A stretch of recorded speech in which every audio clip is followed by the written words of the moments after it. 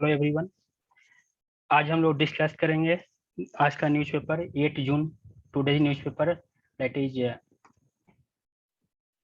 8 जून। आज का जो जितने जो सारे न्यूज इम्पोर्टेंट न्यूज है उसका हम एक जगह पे कलेक्शन किए हैं और उसमें हमारे लिए क्या इम्पोर्टेंट है वो हम एक जगह पे कलेक्ट करके उसको हम लोग देखेंगे। तो सबसे पहला जो न्यूज है वो है फूड सेफ्टी इंडेक्स। सबसे पहला न्यूज है फूड सेफ्टी इंडेक्स, इसमें तमिलनाडु टॉप किया है। तो फूड सेफ्टी इंडेक्स होता क्या है, फूड सेफ्टी इंडेक्स किस पैरामीटर्स पे आता है ये हम लोग देखेंगे। और फूड सेफ्टी इंडेक्स क्यों जरूरी है, इसलिए फूड सेफ्टी इंडेक्स को रिलीज कौन करता है, who is responsible for release of food safety index. तो ये सारा कुछ अभी हम लोग देखेंगे। तो सबसे पहले जो है फूड सेफ्टी इंडेक्स जो है वो रिलीज करता है FSSAI। फूड सेफ्टी इंडेक्स को FSSAI रिलीज करता है। Food safety and security authority of India जो है ये FSSAI इसको रिलीज करता है। और इस बार का जो 2022 का जो अभी जो फूड सेफ्टी इंडेक्स आया है 2022 का, ये 2022 का जो आया है ये फोर्थ है। ये फोर्थ फूड सेफ्टी इंडेक्स है। इसके पहले 3 सीरीज और इसका आ चुका है, 3 सीरीज इसका और आ चुका है। तो इसमें मेनली 5 पैरामीटर्स रखे गए हैं फूड सेफ्टी के लिए। पहला क्या है, human resources and institutional data. आपका ह्यूमन रिसोर्सेज क्या है, उसका डाटा है। दूसरा क्या है, कॉम्प्लियंस, आप जो सारा जो प्रोविजन है उसको आप कंपाइल कर रहे हो नहीं। फूड टेस्टिंग, फूड का टेस्ट कैसा है, ये सारा कुछ। इंफ्रा कैसा है, सर्विलेंस पे कैसा आप हो रहे हो, ट्रेनिंग एंड कैपेसिटी बिल्डिंग आपका कैसा है, और कंज्यूमर एम्पावरमेंट। ये मेजर 5 जो है वो क्राइटेरिया इस पे रखा गया है। तो ये कल है, कल इसको रिलीज किया गया था, यानी कि 7 जून, 7 जून को रिलीज किया गया था। कल ऐसा क्या था, कल वर्ल्ड फूड सेफ्टी डे था। कल क्या था, कल वर्ल्ड फूड सेफ्टी डे था। उसके ओकेजन पे हमारे जो हेल्थ मिनिस्टर हैं, हमारे health minister, union health minister Mansukh Mandaviya, वो इसको रिलीज किए हैं। और जो वर्ल्ड फूड सेफ्टी डे है उसका इस बार का थीम क्या है, safer food better health. Means खाना साफ रहेगा तो हेल्थ ज्यादा बढ़िया रहेगा। ये इस बार का थीम है वर्ल्ड फूड सेफ्टी डे का। ये इंपॉर्टेंट है, इसको याद रखना कि क्या वर्ल्ड फूड सेफ्टी डे का थीम क्या है। तो अगर हम रिपोर्ट देखें कि रिपोर्ट में क्या रैंकिंग है, तो सारे स्टेट और यूटीज को 3 पार्ट में डिवाइड किया गया है। कौन कौन पार्ट, 3 पार्ट में डिवाइड किया गया है। पहला क्या है, लार्ज स्टेट। दूसरा क्या है, स्मॉल स्टेट। और तीसरा यूनियन टेरिटोरीज, यूटीज। तो अगर हम लार्ज स्टेट का बात करें तो इसमें जो सबसे पहला जो रैंक आया है वो आया है तमिलनाडु का। दूसरा रैंक इसको आया है गुजरात का। और 3rd नंबर पे है महाराष्ट्र। अगर हम उसी तरह स्मॉलर स्टेट को देखें तो इसमें सबसे जो पहला रैंक जो आया है वो है गोवा का। और उसके बाद दूसरा रैंक पे मणिपुर है और तीसरे पे सिक्किम है। अगर हम यूटीज का बात करें तो उसमें पहले नंबर पे जम्मू कश्मीर है, दूसरे नंबर पे दिल्ली है, और तीसरे नंबर पे चंडीगढ़ है। तो इस तरह से इनका ये रिपोर्ट आया। साथ में ही कल ही 10 और स्टेट को ईट राइट चैलेंज,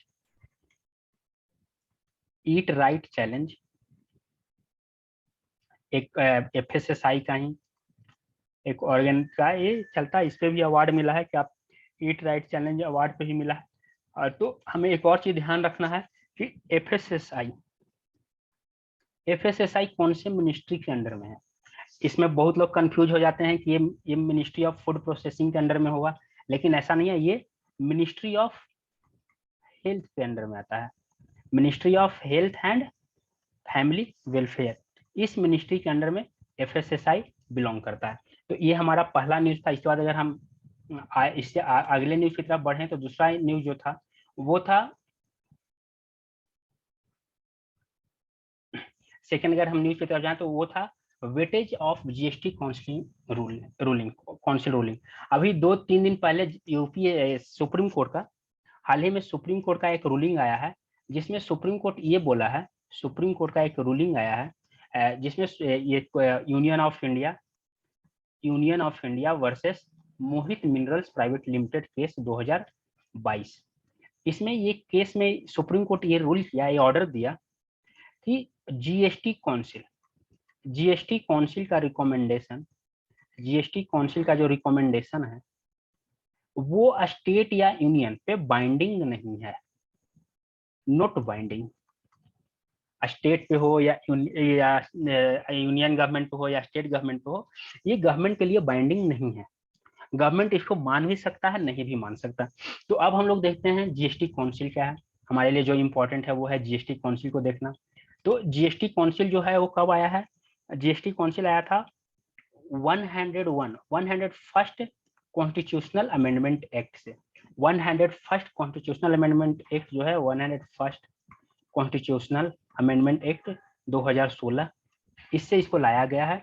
आर्टिकल 279 ए को अमेंड करके इसमें जोड़ा गया है, इसीलिए ये कॉन्स्टिट्यूशन में जोड़ा गया है। इसीलिए इसको हम लोग क्या बोलते हैं कि जीएसटी काउंसिल जो है, GST council is a constitutional body, constitutional body means ये संवैधानिक बॉडी है, ये संवैधानिक बॉडी है। जैसे कि अगर जो एक्ट ऑफ पार्लियामेंट से आता है, जो कानून के थ्रू आता है बनकर, उसको हम लोग बोलते हैं स्टैट्यूटरी बॉडी। स्टैट्यूटरी बॉडी यानी कि वैधानिक बॉडी। जैसे कि आपका national council of women, national commission of women, NCW, NHRC, national human right commission, NHRC हो गया, एनजीटी हो गया, एनजीटी हो गया, नेशनल ग्रीन ट्रिब्यूनल। ये सारा क्या है? ये सारा है स्टैट्यूटरी बॉडी, क्योंकि ये एक्ट ऑफ पार्लियामेंट से आया है। लेकिन कॉन्स्टिट्यूशनल बॉडी जैसे में जीएसटी काउंसिल आपका कॉन्स्टिट्यूशनल बॉडी है, finance commission, finance commission constitutional body है, यूपीएससी कॉन्स्टिट्यूशनल बॉडी है। तो ये सारा कॉन्स्टिट्यूशनल बॉडी है। उसी state public service commission, state public service commission भी कॉन्स्टिट्यूशनल बॉडी आता है। लेकिन अगर यही ज्वाइंट पब्लिक सर्विस कमीशन बन जाता है, ज्वाइंट पब्लिक सर्विस कमीशन, तो ये आपका स्टैट्यूटरी बॉडी हो जाता है, क्योंकि ये एक्ट ऑफ पार्लियामेंट से लाया जाता है ज्वाइंट पब्लिक सर्विस कमीशन को। जब दो या दो से ज्यादा स्टेट सेंटर को रिक्वेस्ट करते हैं तो ये कमीशन को बनाया जाता है। तो ये डिफरेंस है। तो यही अब हम लोग देखते हैं आगे जीएसटी में कि जीएसटी में वेटेज क्या है, कैसे डिसीजन लिया जाता है, किस बेसिस पे सारा डिसीजन यहाँ पे लिया जाता है। तो जीएसटी में जो वेटेज है वो सेंटर को दिया गया है 1/3। सेंटर के पास 1/3 वेटेज है, सेंट्रल गवर्नमेंट के पास 1/3, और state government, total state government को मिलाकर कितना है? 2/3। अगर हम देखें, जैसे मान लीजिए कि टोटल वोट 120 है, तो इसमें सेंटर के पास कितना रहेगा? 40, और स्टेट के पास कितना रहेगा सारे स्टेट को मिलाकर? 80। 80 वोट स्टेट के पास है, उसी में सारे स्टेट को अपना अपना वोट डिवाइड, इक्वली डिवाइड है। और ओवरऑल 40 वोट जो है वो किसके पास है? 40 वोट आपके सेंटर के पास है। और अगर जीएसटी से कोई प्रपोजल को पास करना है तो 3/4 वोट चाहिए। 3/4 वोट इंपॉर्टेंट है। तो यानी कि किसी चीज को पास करवाने के लिए हमें 90 वोट चाहिए। अगर 120 वोट है तो मिनिमम 90 वोट चाहिए। अगर सारा स्टेट चाहेगा कि हम पास कर दें और सेंटर नहीं चाहेगा तो वो चीज कभी पास नहीं होगा। क्योंकि अगर यहाँ पे देखा जाए तो सारे स्टेट को मिलाकर कितने वोट हो रहे हैं? सिर्फ 80 वोट हो रहे हैं। और अगर स्टेट सेंटर को मिला दें तो 40 वोट होता है। तो यानी कि सेंटर यहाँ पे क्या, किसका रोल कर रहा है? वीटो पावर का रोल कर रहा है। सेंटर के पास वीटो पावर है, वो चाहेगा तो किसी भी डिसीजन को वीटो कर सकता है। तो ये जो सेंटर जो बोलता है कि एक कोऑपरेटिव फेडरलिज्म है, जीएसटी पे हमेशा डिबेट भी रहता है कि क्या ये सच में कोऑपरेटिव फेडरलिज्म का एग्जांपल है। क्योंकि यहाँ पे भी तो अगर सेंटर जो चाहेगा वही होगा। अगर सेंटर किसी चीज को पास करना नहीं चाहेगा तो वो नहीं पास हो पाएगा। क्योंकि बहुत सारे जो नॉन बीजेपी रूल्ड स्टेट हैं अभी वो हमेशा ब्लेम करते हैं कि सेंटर और जो बीजेपी रूल्ड स्टेट हैं वो मिलकर अपना मनमानी कर रहे हैं। अभी mostly 17 states BJP ruled state हैं। तो अगर इस 17 स्टेट को हम मिला दें और प्लस यूनियन गवर्नमेंट को मिला दें तो इनके पास टोटल वोटिंग पावर आ जाता है, जिससे कि ये 90 को क्रॉस कर जाते हैं और किसी भी को भी इजीली पास कर सकते हैं। जो भी रिकमेंडेशन होगा जीएसटी काउंसिल में, जो भी आएगा उस सबको ये इजीली पास कर सकते हैं। तो ये मेजर यहाँ पे कंडीशन है। तो इसी पे ये बताया गया कि अभी जो सुप्रीम कोर्ट का जजमेंट आया है ये बहुत सही जजमेंट है।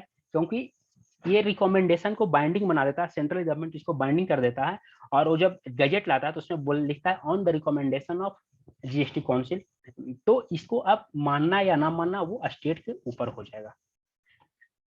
ये यहाँ पे मेजर इसका देखा गया कि क्या सेंटर जो है और स्टेट जो है इसको कैसे करते हैं। सेंटर अभी भी सुप्रीम कोर्ट के बात को मान रहा है कि हाँ हम ठीक है, हम ऐसा देखते हैं क्या किया जा सकता है, क्योंकि सेंटर का बोलना है, सेंटर इस पे बोल रहा है कि ये एक कॉन्स्टिट्यूशनल बॉडी है और इस पे सब लोग एक कॉन्सेंसस के साथ सारा कुछ पास होता है, सारे स्टेट इसमें एग्री होते हैं, सेंटर स्टेट सब एग्री होकर ही वोटिंग करते हैं और ये तभी पास होता है।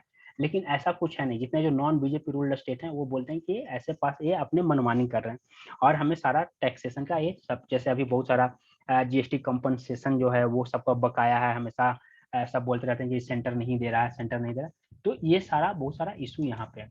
इसके बाद अगला हम लोग देखते हैं तो चाइना जो है, एक न्यूज अभी जो आर्टिकल में वो है चाइना पैंगोंग टोसो लेक के पास, चाइना जो है वो पैंगोंग टोसो लेक जो है यहाँ पे एक ब्रिज बना रहा है, एक ब्रिज बना रहा है। और ये जो पैंगोंग टोसो लेक का वो जो एरिया है वो डिस्प्यूटेड है, वो एरिया मेनली क्या है, वो डिस्प्यूटेड एरिया है। इंडिया इस पे ऑब्जेक्शन कर रहा है कि ये गलत जगह पे पुल बना रहा है, ये हमारे एरिया में पुल बना रहा है, क्योंकि इंडिया उसको अपना टेरिटोरी मानता है, वो अक्साई चीन के साइड का एरिया है। तो इस पे चाइना बोल रहा है कि हम पब्लिक वेलफेयर के लिए, पब्लिक के बेटरमेंट के लिए हम ये पुल बना रहे हैं, ये पब्लिक इसकी यूज करिए, पब्लिक के बेटरमेंट के लिए ये पुल बनाया जा रहा है, ये ऐसा हो रहा है। लेकिन चाइना इससे पहले भी ऐसा कर चुका है, वो 1957 में 1957 में भी एक ऐसा ब्रिज बनाया था और ऐसा रोड बनाया था। रोड जो था वो अक्साई चिंग से जिंगजियांग की तरफ जा रहा था। तो इस रोड पे भी जब भारत उसमें 1958 में ऑब्जेक्शन किया था, तो चाइना बोला था कि हम ये पब्लिक वेलफेयर के लिए बना रहे हैं, पब्लिक डेवलपमेंट के लिए बना रहे हैं, पब्लिक के फायदे के लिए बना रहे हैं। और बाद में 1962 के वार में इसी रोड को यूज करके वो अटैक किया था। तो इसी कारण बोला जा रहा है कि चाइना का जो ऑक्यूपेशन है उसको हम लोग को डिकोड करना होगा। चाइना पहले तो काम करता है कि हम पब्लिक वेलफेयर के लिए काम कर रहे हैं, लेकिन वो बाद में उसको वो मिलिट्री यूज के लिए भी यूज करता है, अपने फायदे के लिए वो यूज करता है। तो इसमें बोला जा रहा है कि दो कोर्ट, जैसे परमानेंट कोर्ट ऑफ आर्बिट्रेशन है, इंडिया वहां पे जा सकता है। आईसीजे जो है, आईसीजे का भी रूलिंग है कि आप डिस्प्यूटेड टेरिटरी जो है उस पर आप एक तरफा काम नहीं कर सकते हो। तो ये सारा कुछ बोला जा रहा है। तो हम लोग अब देखते हैं हमारे लिए क्या इंपॉर्टेंट है। पहले तो ये देखना कि इससे इसके इंडिया पे क्या इम्पैक्ट पड़ेगा, इस ब्रिज का, इस ब्रिज पे कैसे ध्यान रखना। तो सबसे पहले हमें क्या करना, चाइना चाइना सबसे पहले एक भरोसेमंद कंट्री नहीं है, ट्रस्टेड कंट्री नहीं है चाइना। तो इंडिया को हमेशा इस, अगर वो ब्रिज बना रहा है जो कि वो उनके कंट्रोल में है, अभी वो जिस टेरिटरी पे ब्रिज बना रहा है वो उनके कंट्रोल में है, तो चाइना, इंडिया को इस पे बहुत ज्यादा नजर रखना होगा, इस पे बहुत ज्यादा ध्यान देना होगा।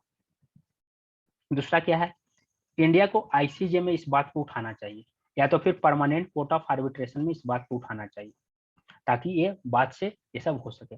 तो परमानेंट कोर्ट ऑफ आर्बिट्रेशन क्या है, अगर हम परमानेंट कोर्ट ऑफ आर्बिट्रेशन का बात करें तो पीसीए जो है वो इस्टेब्लिश हुआ है 1819 में।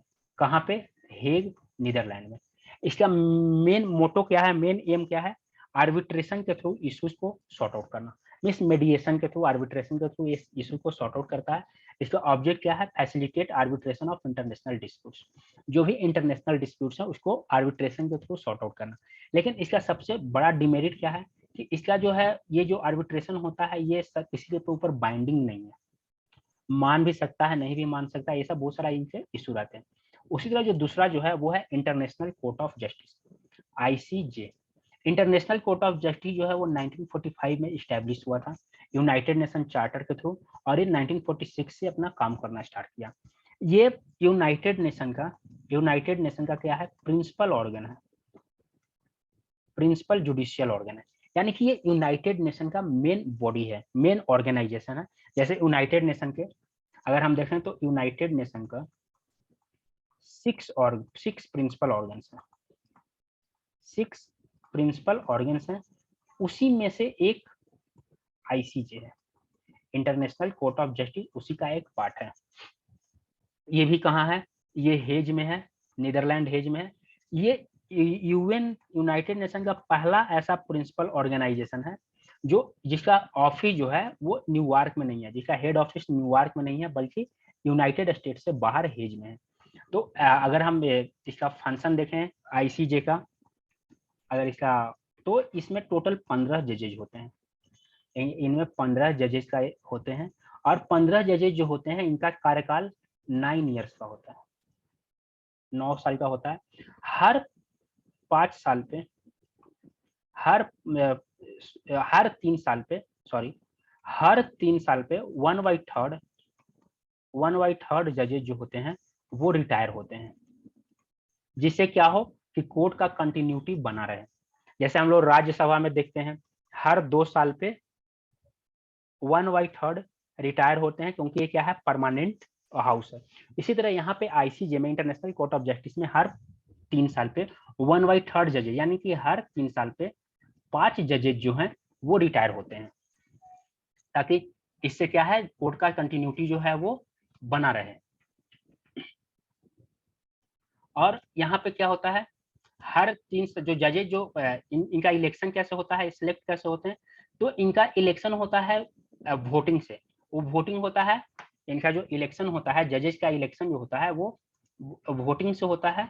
और जो वोटिंग होता है वो दोनों यूनाइटेड नेशन जनरल असेंबली, और United nation security council, UNSC, दोनों जगह पे सेपरेट वोटिंग होता है। दोनों जगह पे सेपरेट वोटिंग होता है, और दोनों जगह पे जो जज का सिलेक्शन होना है उनको 2/3 मेजोरिटी मिलना चाहिए। अगर उनको 2/3 मेजोरिटी नहीं मिलता है तो उनका इलेक्शन नहीं हुआ। जैसे इंडिया के जो जज थे, जो इंडिया के एक जज अभी आईसीजे में है, दलवीर सिंह भंडारी, इनका जब मोस्टली 2018 के राउंड में जब इनका री इलेक्शन हो रहा था, तो उस समय ब्रिटेन जो था, ब्रिटेन अपना भी एक कैंडिडेट को खड़ा किए हुए था इसके जज के लिए। तो वहां पे बार बार इशू क्या क्रिएट हो रहा था कि यूनाइटेड नेशन जनरल असेंबली में इंडिया को मेजोरिटी मिल रहा था, जो चाहिए वो मेजोरिटी, और यूनाइटेड नेशन सिक्योरिटी काउंसिल में ब्रिटेन को मेजोरिटी मिल रहा था। तो इस कारण से दोनों में से किसी के जजेस का यहाँ पे अपॉइंटमेंट नहीं हो पा रहा था। बाद में ब्रिटेन को क्या करना पड़ा, ब्रिटेन को बैक ऑफ करना पड़ा। ब्रिटेन बैक कर गया, वो अपने जो नॉमिनी थे उनका नाम वापस ले लिया, और इंडियन जज जो थे इनका अपॉइंटमेंट आईसीजे में हो गया। तो ये मेजर यहाँ पे कंडीशन है, ये मेजर है। और इनका भी जजमेंट जो होता है, आईसीजे का जजमेंट जो होता है वो मेनली रिकमेंडेशन, एडवाइजरी नहीं होता है, ये बाइंडिंग नहीं होता, ये मेनली बाइंडिंग नहीं होता। उसी तरह जैसे अब अगर हम अभी एग्जांपल देखें, जैसे कुलभूषण जाधव का केस जो था वो आईसीजे में गया था, इंटरनेशनल कोर्ट ऑफ जस्टिस में गया था, तो वहां पे इसका रूलिंग सुनाया गया था, और पाकिस्तान इनके रूल्स को, इनके ऑर्डर को मानने के लिए माना। अब जो कंट्रीज होते हैं वो मेनली आईसीजे के ऑर्डर को इसलिए मानते हैं क्योंकि उनका इंटरनेशनल रिप्यूटेशन इसमें हैम्पर होता है। अगर वो आईसीजे के जजमेंट को नहीं मानेंगे तो सारे इंटरनेशनल कम्युनिटी ये सोचेगा कि ये वर्ल्ड ऑर्डर के साथ चलना नहीं चाहते हैं, इसीलिए लोग इसको मानते हैं अपने रिप्यूटेशन, अपने इमेज को सही दिखाने के लिए। तो ये मेजर कंडीशन है। अगर हम पेंगोंग टोसो का बात करें तो पेंगोंग टोसो जो लेक है वो इंटरनेशनल लेक है। इंटरनेशनल लेक का मतलब इसका 1/3 पार्ट जो है, 1/3 पार्ट इंडिया के कंट्रोल में है, और 2/3 पार्ट जो है वो चाइना के अंडर में है इस लेक का। और ये दुनिया का सबसे हाईएस्ट सॉल्ट वाटर लेक है, लगभग 4350 मीटर पे है, और ये दुनिया का सबसे हाईएस्ट सॉल्ट वाटर लेक है। तो ये इसका मेजर न्यूज। अगला अगर हम न्यूज देखें, अगर नेक्स्ट न्यूज को देखें तो या हम देखते हैं कि यूनाइटेड नेशन के जो 6 मेन ऑर्गन्स है वो कौन कौन से ऑर्गन्स हैं। तो यूनाइटेड नेशन के अगर 6 ऑर्गन्स का हम बात करें तो सबसे पहला कौन सा है, सबसे पहला है जनरल असेंबली। यहाँ पे सारे कंट्रीज के मेंबर रहते हैं और सबके पास एक वोट होता है। उसके बाद दूसरा क्या है, security council, United nation security council, जिसमें मेनली 15 मेंबर होते हैं, जिसमें से 5 जो हैं वो परमानेंट होते हैं और 10 जो हैं वो टेम्पोररी होते हैं। टेम्पोररी का मतलब 10 मेंबर जो होते हैं इनका कार्यकाल 2 साल का होता है, 2 ईयर्स का इनका होता है, और हर साल 5 मेंबर री इलेक्ट होता है, हर साल 5 मेंबर री इलेक्ट होता है। और एक मेंबर जो है, जो 10 टेम्पोररी मेंबर जो री इलेक्ट होते हैं, इसमें अगर मान लो कि अभी इंडिया जैसा भी यूएनएससी का टेम्पोररी में नॉन परमानेंट मेंबर है, इसका कार्यकाल 2023 में खत्म होगा। ठीक है, तो ये अब 2023 में जो इलेक्शन होगा उसमें फिर से इंडिया का री इलेक्शन नहीं हो सकता। आप लगातार 2 बार 2 टर्म के लिए आपका इलेक्शन नहीं हो सकता, आपको एक टर्म का गैप रखना होगा। तो ये होता है। जैसे अभी बहुत सारे कंट्री जो हैं वो यूएनएससी में रिफॉर्म की बात कर रहे हैं, जैसे उसमें सबसे जो वो आगे है वो है G4 कंट्री। ये बोल रहा है यूएनएससी में जो G4 कंट्री में कौन कौन से हैं, India, Japan, Germany, Japan and Brazil.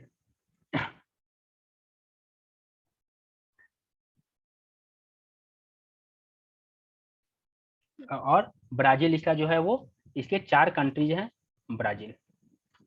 ये 4 G4 कंट्री हैं। ये क्या कर रहे हैं, बोल रहे हैं यूएनएससी में रिफॉर्म।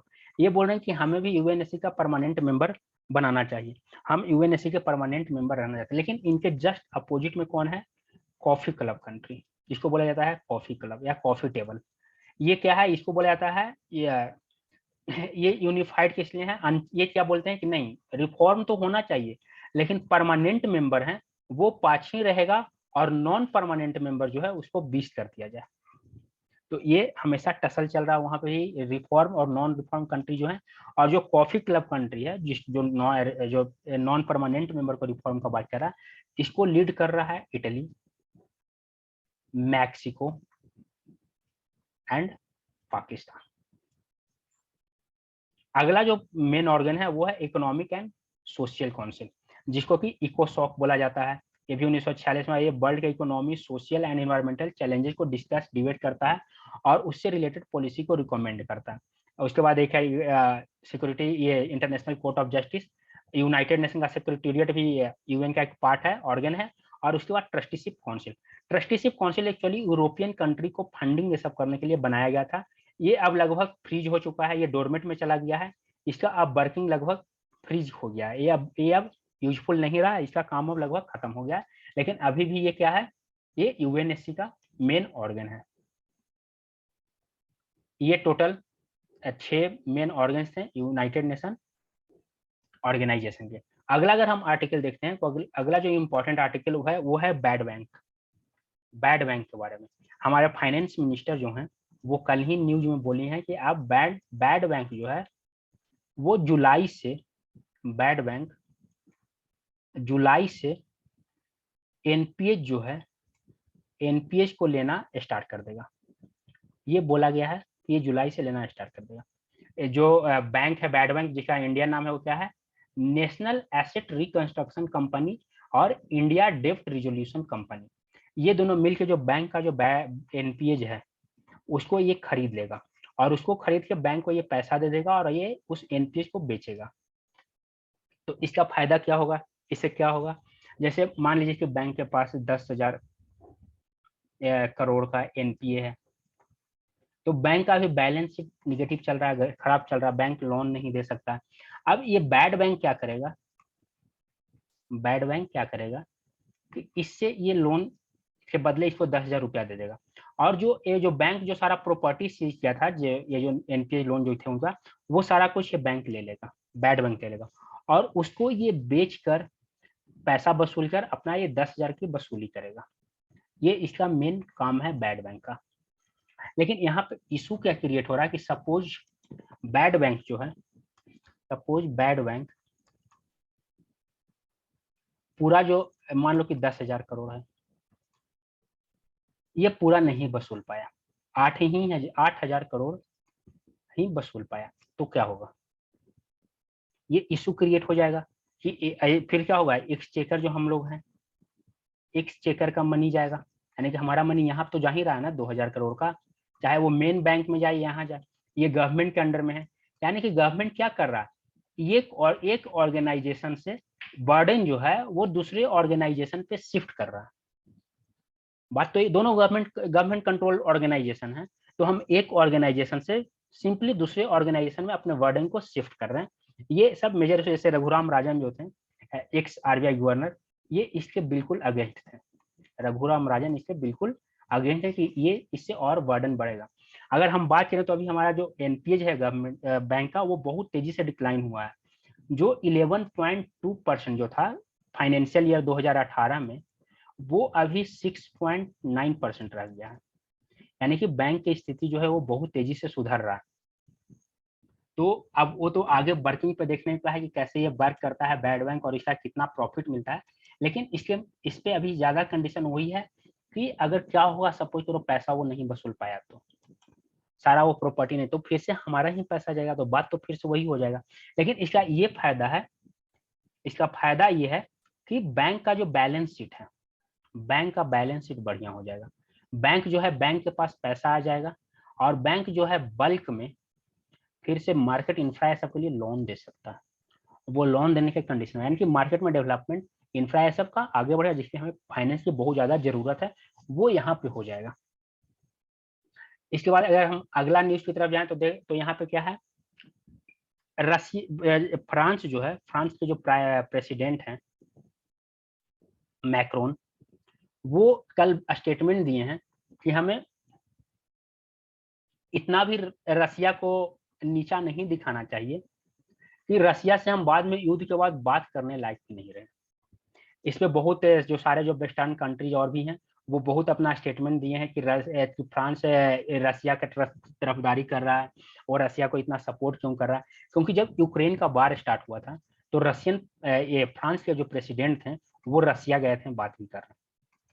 और रसिया, ये फ्रांस और जर्मनी अभी तक हार्श स्टेटमेंट नहीं दिया है रसिया के अगेंस्ट में। इसके पीछे बहुत सारा रीजन है, क्योंकि फ्रांस और जर्मनी जो है ये सबसे बड़ा ऑयल और गैस वायर है रसिया का। जैसे जर्मनी कुछ समय पहले ये अनाउंस किया था कि वो 2040 और 2045 तक ऑयल पावर प्लांट को कंप्लीटली खत्म कर देगा, बंद कर देगा, कोयल से नहीं चलाएगा। तो अभी जो ये युद्ध हो रहा है और सब जो रसिया पे सैंक्शन लगा रहे हैं, तो इससे जर्मनी का ये जो प्लान है, ये जो एम है, वो डिक्लाइन हो रहा है, ये इसको वो पूरा नहीं कर पाएगा। तो ये सारा भी इशू हो रहा है। तो इसीलिए जितने जो और जो जैसे बाल्टिक कंट्रीज जो हैं, वो रसिया, वो फ्रांस के अगेंस्ट आ गए। वो बोल रहे हैं कि आखिर फ्रांस इतना सपोर्ट क्यों कर रहा है, क्या वो हमारे कंडीशन को नहीं देख रहा है। तो बात यह है कि यूरोपियन कंट्री जो है, यूरोपियन कंट्री कंप्लीटली डिपेंडेंट है रसिया पे एनर्जी के लिए। लगभग 50% के अराउंड में जो गैस जो है वो रसिया सप्लाई करता है इनको।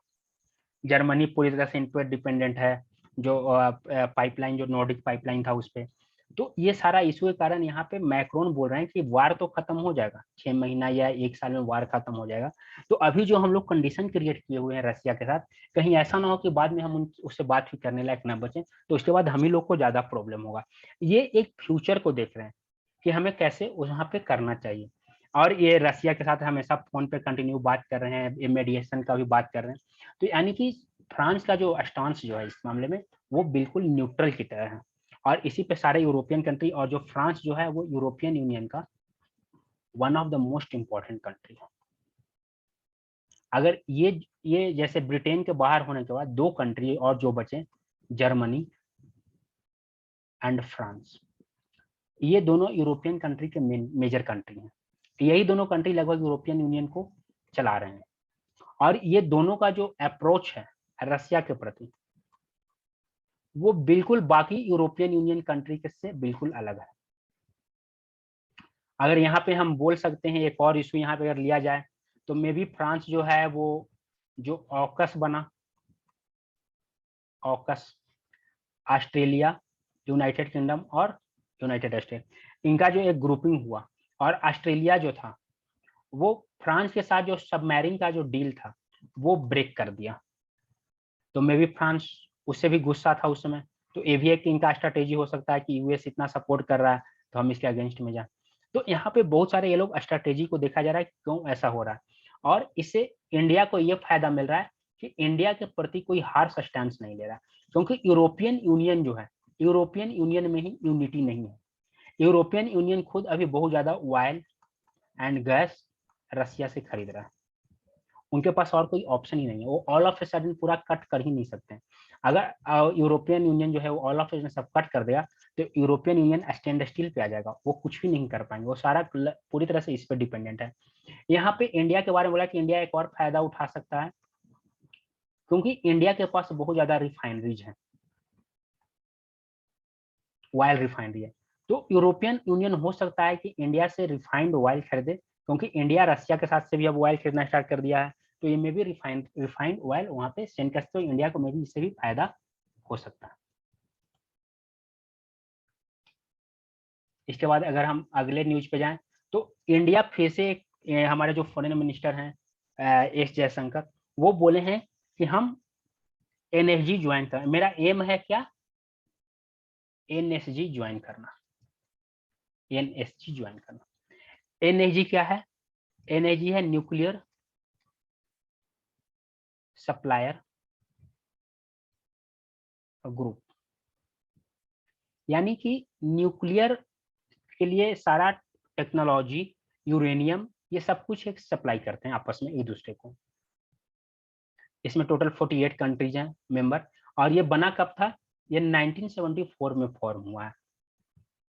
तो बात आता है कि ऐसा 1974 में क्या हुआ कि एनएसजी को बनाना पड़ा। तो 1974 में इंडिया जो था वो न्यूक्लियर टेस्ट किया था, ऑपरेशन शक्ति। यहाँ पे ये न्यूक्लियर टेस्ट किया था, तो इसी के अगेंस्ट में ये एनएसजी ग्रुप को बनाया गया था कि नॉन न्यूक्लियर कंट्री जो है, नॉन न्यूक्लियर कंट्री न्यूक्लियर न बनाए इसके लिए। और उसी समय एक और आया था न्यूक्लियर नॉन प्रोलिफरेशन ट्रीटी। इसका क्या एम था, इसका एम था कि डिसआर्मामेंट, non proliferation, डिसआर्मामेंट and peaceful use of nuclear energy. इसमें क्या बोला गया था कि जो 5 कंट्री जो हैं, जो 5 कंट्री हैं, कौन, P5 कंट्री जो है जिसके पास न्यूक्लियर वेपन है, बस वही कंट्री के पास न्यूक्लियर वेपन रहेगा। बाकी कोई कंट्री जो P5 कंट्री जो है, कौन कौन P5 कंट्री है, रसिया, चाइना, यूएस, यूके और फ्रांस। तो ये P5 कंट्री ही सिर्फ न्यूक्लियर वेपन रख सकते हैं, बाकी और कोई कंट्री नहीं रख सकता है। जो इसके लिए आप, अगर आपको एनएसजी का मेंबर बनना है, न्यूक्लियर सप्लायर ग्रुप का मेंबर बनना है, तो आपको पहले न्यूक्लियर नॉन प्रोलिफरेशन ट्रीटी को साइन करना होगा। अगर आप एनपीटी को साइन नहीं करते हो तो आपको न्यूक्लियर एनएसजी का मेंबर नहीं बनाया जाएगा। अब इंडिया इसके अगेंस्ट में, इंडिया बोला कि हम एनपीटी साइन नहीं करें, क्योंकि ये क्या है, ये डिस्क्रिमिनेटरी है, इसमें बहुत ज्यादा डिस्क्रिमिनेशन है। अब इसमें डिस्क्रिमिनेशन कैसे है, इसमें जो ये बॉर्डर रखा, लाइन रखा गया है लास्ट, वो बोला गया है कि 1 जनवरी 1967, 1 जैन 1967 से पहले जिसके पास न्यूक्लियर वेपन है, जिसके पास न्यूक्लियर वेपन है वही सिर्फ न्यूक्लियर वेपन रख सकता है, बाकी कोई भी कंट्री नहीं रख सकता। और जो कंट्री एनपी, और उसको एनपीटी साइन करना पड़ेगा। एनपीटी का सबसे बड़ा कंडीशन यही है कि जिसके पास 1 जनवरी 1967 के पहले न्यूक्लियर वेपन था उसी के पास रहेगा। बाकी अगर किसी के पास है तो वो अपना सारा न्यूक्लियर आर्म्स वेपन जो है उसको डिस्ट्रॉय करेगा, और उसके बाद वो एनएसजी का उसको मेंबर बनाया जाएगा। तो इंडिया इसके अगेंस्ट में, इंडिया इसको सपोर्ट नहीं करता। अब इंडिया क्यों नहीं सपोर्ट करता है, इंडिया बोला कि हम एनएसजी को साइन नहीं करेंगे। एनएसजी जो है, सॉरी एनपीटी जो है, एनपीटी डिस्क्रिमिनेटरी है, एनपीटी में बहुत ज्यादा डिस्क्रिमिनेशन है। इंडिया का अपना एक होस्टाइल, अपना एक क्या है, होस्टाइल नाइबर है चाइना, जो कि बिल्कुल भरोसेमंद नहीं है। और ऊपर से ये क्या है, न्यूक्लियर पावर कंट्री है। ये ऑलरेडी एक बार इंडिया पे 1962 में अटैक कर चुका है बिना कोई प्रोवोकेशन के। तो हम इस पे कैसे विश्वास कर सकते हैं। हाँ, ये अलग बात है कि नो फर्स्ट यूज एनएफयू को अनाउंस किया, तो लेकिन ये भरोसेमंद कंट्री नहीं है, ये इस पे कोई कैसे भरोसा करे। और ये क्या बात हुआ कि सिर्फ 5 कंट्री जो है वही न्यूक्लियर वेपन रखेंगे, जब न्यूक्लियर वीपन नहीं रखना तो कोई कंट्री नहीं रखेगा, सारे कंट्री डिस्ट्रॉय कर देंगे। ये 5 कंट्री ऐसा क्या है कि न्यूक्लियर वीपन रखेंगे, बाकी कोई कंट्री न्यूक्लियर वीपन नहीं रखेगा। तो इसीलिए यहाँ पे इंडिया जो है वो इसको मानने से इनकार कर दिया। और इंडिया अभी खुद एक न्यूक्लियर वीपन कंट्री है, वो जो 1998 में पोखरण टेस्ट हुआ और इसके बाद इसके पास अपना न्यूक्लियर वीपन हो गया। तो इंडिया अभी जो है, इंडिया का कंडीशन इससे बिल्कुल अलग है। इंडिया का डिप्लोमेसी और इंडिया क्या है, इंडिया एक बहुत ही ट्रस्टेड कंट्री है। इंडिया वर्ल्ड मार्केट में बहुत ट्रस्टेड कंट्री है। और सब लोग देखा है कि जैसे ही इंडिया न्यूक्लियर टेस्ट के बाद सबसे पहले उसमें के प्रधानमंत्री अटल बिहारी वाजपेयी जी तुरंत नो फर्स्ट यूज अनाउंस कर दिए थे। बोले थे कि हम नो फर्स्ट यूज, हम कभी भी पहले यूज नहीं करेंगे। और दूसरा कंडीशन क्या वो बोले थे कि हम नॉन न्यूक्लियर कंट्री पे कभी न्यूक्लियर अटैक नहीं करेंगे, ये सब कंडीशन बोला गया था। तो अभी एक और इसमें डिबेट होता है कि क्या इंडिया को अभी भी न्यूक्लियर एनर्जी के मेंबर बनना जरूरी है। ये अभी भी है, रेलेवेंट है, एनर्जी इस टाइम भी रेलेवेंट है, क्योंकि इंडिया बिना एनर्जी का मेंबर बने जापान से न्यूक्लियर डील कर लिया, यूएस से न्यूक्लियर डील कर लिया, और बहुत सारे कंट्रीज जो हैं, ये दोनों मेजर चेंज बोला जाता है, जापान न्यूक्लियर डील और यूएस न्यूक्लियर डील। ये बिना एनर्जी के मेंबर होते हुए इंडिया क्या, वो जापान जो किसी को अब जल्दी न्यूक्लियर डील करता नहीं है, वो इंडिया से न्यूक्लियर डील किया। तो ये सारा इशू है। इसके अलावा इंडिया जो है और जो 3 ग्रुप हैं, कौन कौन, MTCR missile technology control region, Wassenaar arrangement और ऑस्ट्रेलिया ग्रुप, ये तीनों का मेंबर बन चुका है। सिर्फ इंडिया 4 ऑर्गेनाइजेशन में यही एक ऑर्गेनाइजेशन है जिसका मेंबर नहीं बन रहा है। और ये तीनों का चाइना मेंबर नहीं है, चाइना इसका मेंबर। और चारों ग्रुप जो है वो कॉन्सेंसस पे काम करते हैं। कॉन्सेंसस पे काम करने का मतलब हुआ कि मान लो कि एनर्जी में 48 मेंबर हैं, ठीक है। अगर 47 मेंबर किसी बात पे तैयार हो गए और 48वां मेंबर जो है वो मना कर दिया, तो फिर वो खत्म हो जाएगा, वो डेड हो जाएगा, वो आगे प्रपोजल नहीं बढ़ेगा। सपोज करो इंडिया का मेंबरशिप बनाने पे लगभग सारे कंट्री 47 कंट्री तैयार होगा, यहाँ इंडिया को एनर्जी का मेंबर बना दिया गया। लेकिन चाइना जो है वो यहाँ पे बोलेगा कि नहीं, जब तक इंडिया एनपीटी साइन नहीं करता है इंडिया को मेंबर नहीं बनाना चाहिए। तो फिर ये 47 जो मेंबर तैयार हुए थे, इनका जो है वो यस भी अपने आप नो में बदल जाएगा, क्योंकि ये क्या है, ये कॉन्सेंसस पे काम करता है। मींस सारे मेंबर को रेडी होना चाहिए, सारे मेंबर को हर एक बात पे तैयार होना चाहिए, इसी बेसिस पे ये काम करता है। तो इंडिया जो है वो बाकी जो 3 ऑर्गेनाइजेशन है उसका मेंबर बन चुका है। 3 ऑर्गेनाइजेशन कौन कौन सा है, वासेनर अरेंजमेंट, ये कब बना है, 1996 में। ये क्या करता है, ये कन्वेंशनल आर्म्स जो है उसके ड्यूअल यूज गुड्स और टेक्नोलॉजी को कंट्रोल करता है। वासेनर अरेंजमेंट जो था वो रीजनल और इंटरनेशनल सिक्योरिटी स्टेबिलिटी को प्रमोट करने के लिए किया गया था। और इसमें टोटल कितने मेंबर हैं, 42 मेंबर है। 42nd मेंबर इंडिया बना है इसका। इसमें मेनली नाटो और यूएस स्टेट के मेंबर हैं और इसका हेडक्वार्टर कहाँ है, वियना में। दूसरा जो मेजर ऑर्गेनाइजेशन है वो है ऑस्ट्रेलिया ग्रुप। इसका फॉर्मेशन हुआ है 1985 में। इसका फॉर्मेशन क्यों हुआ था, क्योंकि उसमें जो ईरान इराक का वार चल रहा था, ईरान और इराक का वार चल रहा था, इसमें इराक जो था वो केमिकल वेपन यूज किया था। तो इसी केमिकल वेपन को रोकने के लिए, केमिकल वेपन का यूज जो है उसको रोकने के लिए ये ऑस्ट्रेलिया ग्रुप को उसमें 1985 में बनाया गया था। इसके टोटल 43 मेंबर हैं। 43वां मेंबर इसका इंडिया है और ये भी कॉन्सेंसस पे ज्वाइन करता है। इंडिया 2018 में इसका मेंबर बना है। उसके बाद अगला जो ग्रुप है वो है MTCR missile technology control region. इसमें टोटल 35 मेंबर है, इंडिया इसका 35th मेंबर बना है। और ये 1987 में G7 कंट्रीज के द्वारा बनाया गया था। जो G7 कंट्रीज हैं उनके द्वारा ये बनाया गया था। इसका मेन एम क्या है कि जो MTCR मेंबर कंट्री जो है, MTCR के जो मेंबर कंट्री हैं वो नॉन मेंबर कंट्री को मिसाइल टेक्नोलॉजी नहीं देंगे जिसका रेंज 300 किलोमीटर से ज्यादा हो या जिसका कैरिंग कैपेसिटी 500 केजी से ज्यादा हो। अगर आपका जो मिसाइल का carrying capacity, payload carrying capacity जो है, बारूद जो कैरी करने का कैपेसिटी जो है, अगर 500 केजी से ज्यादा है और उसका रेंज अगर 300 किलोमीटर से ज्यादा है तो आप नॉन मेंबर कंट्री को इसका टेक्नोलॉजी ट्रांसफर नहीं करोगे। इसीलिए जब इंडिया, इसका एक एग्जांपल है, जब इंडिया ब्रह्मोस मिसाइल बनाने के लिए रसिया के साथ, ब्रह्मोस क्रूज मिसाइल जो था, इसको बनाने के लिए जब रसिया के साथ एग्रीमेंट हुआ था, तो उस समय इंडिया एमटीसीआर का मेंबर नहीं था। उस समय एमटीसीआर का मेंबर इंडिया नहीं था, लेकिन रसिया था। तो इसलिए उसमें ब्रह्मोस का रेंज क्या रखा गया था, 290 किलोमीटर।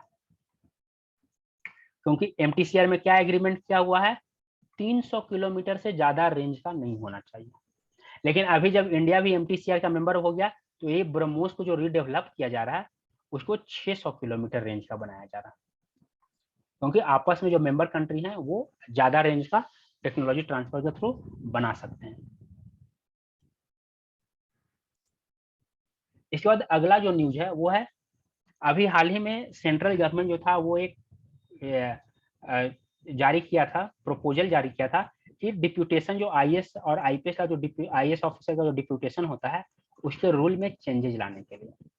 इसमें बोला गया था कि जो आईएएस ऑफिसर हैं उनको जब भी जरूरत होगा तो सेंटर उनको बुला सकता है, बिना स्टेट से पूछे।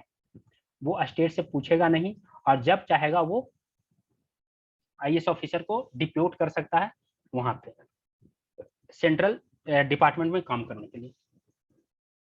पहले का जो डिप्यूटेशन रूल है उसमें क्या है कि सारे जो आईएएस ऑफिसर होते हैं वो कैडर से आते हैं, सबको कैडर मिला होता है, स्टेट कैडर मिला होता है, वो अपने कैडर में जाते हैं और उनको 3 साल के लिए उनको डिप्यूटेशन होता है। वो जब भी जाते हैं तो 3 साल के लिए उनको सेंटर बुलाता है डिप्यूटेशन पे, और ये डिप्यूटेशन पे बुलाने से पहले स्टेट से को पास रिक्वेस्ट भेजा जाता है कि आप ये आईएएस ऑफिसर को हमारे पास डिप्यूटेशन पे भेज दीजिए, रिलीज कर दीजिए, हमारे यहाँ जरूरत है, और स्टेट उसी बेसिस पे उसको रिलीज करता है।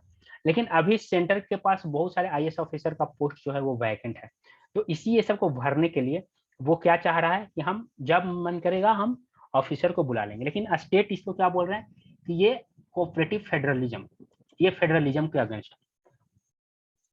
सपोज करो कोई ऑफिसर है, वो स्टेट गवर्नमेंट के ज्यादा क्लोज है, स्टेट गवर्नमेंट के सपोर्ट में ज्यादा काम कर रहा है, सेंट्रल गवर्नमेंट का जो सेंट्रल गवर्नमेंट में जिस पार्टी का गवर्नमेंट है उसके पार्टी वालों को उस स्टेट में मान लो तंग कर दिया, तो सेंट्रल गवर्नमेंट क्या करेगा, हो सकता है उस ऑफिसर को तुरंत अपने पास बुला लेगा और उसको वो कोई सेंटरिंग पोस्ट में डाल देगा या उसको तंग करेगा, तो क्या होगा। ये सब भी हो सकता है, और भी बहुत कुछ इशू हो सकता है। जैसे हम लोग वेस्ट बंगाल का एक इशू देखे थे, वहां पे चीफ सेक्रेटरी को कैसे वापस बुलाने जाना था, जब उनको 1 महीने का ड्यूटी बचा हुआ था तो उनको सेंट्रल गवर्नमेंट वापस बुला रहा था।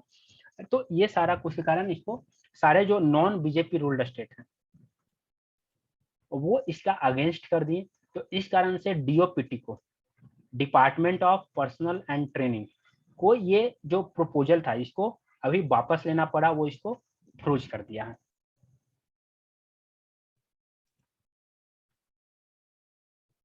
तो ये आज का मेजर न्यूज था जो हम लोग आज देख रहे थे। इसके बाद और हम लोग अगले क्लास में अगले दिन देखेंगे। अगर आप लोग को ये वीडियो अच्छा लगा है, अगर ज़्यादा आपको लगे ये यूजफुल रहा है, तो इसको लाइक कीजिए, शेयर कीजिए और सब्सक्राइब कीजिए, ताकि हम और करंट अफेयर्स का वीडियो ला सकें और कर सकें। Okay, thank you.